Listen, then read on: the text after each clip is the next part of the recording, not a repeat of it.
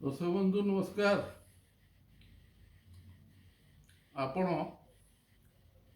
ଯେଉଁ ପ୍ରୋଷ୍ଟାଟିଟ୍ସ ଅଛି, ପ୍ରୋଷ୍ଟେଟ୍ ଯେଉଁ ବୃଦ୍ଧି ହେଇଗଲେ ପରିସ୍ରା ବହୁତ ପରିସ୍ରା ହୁଏ, ପରିସ୍ରା ଠିକ୍ ପାସ୍ କରିପାରେ ନାହିଁ, କଷ୍ଟ ହୁଏ।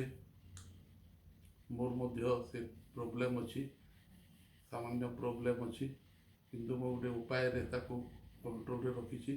ସେଇଟା ମୁଁ ଗୋଟେ ଜାଣିଥିଲି ଗୋଟେ ଉପାୟ। ଆପଣ ଯେଉଁ ନୋଟ୍ ବନ୍ଧା ହୁଏ ରବର, ସେ ଗୋଲ ଗୋଲ ରବର ଆସେ, ସେ ରବରକୁ ନେଇକରି ଆପଣ କାନରେ ଉଡ଼େଇଦେବେ, ଟାଇଟ୍ କରି ଉଡ଼େଇବେ। ଛୋଟ ରବର ହେଇଥିଲେ ଥରେ କରିବେ, ନହେଲେ ଦୁଇଥର ଉଡ଼େଇଦେବେ ଆଉ 1.5 ରୁ 2 ମିନିଟ୍ ରଖିବେ। ପ୍ରତିଦିନ ସକାଳେ ସନ୍ଧ୍ୟାରେ କରନ୍ତୁ।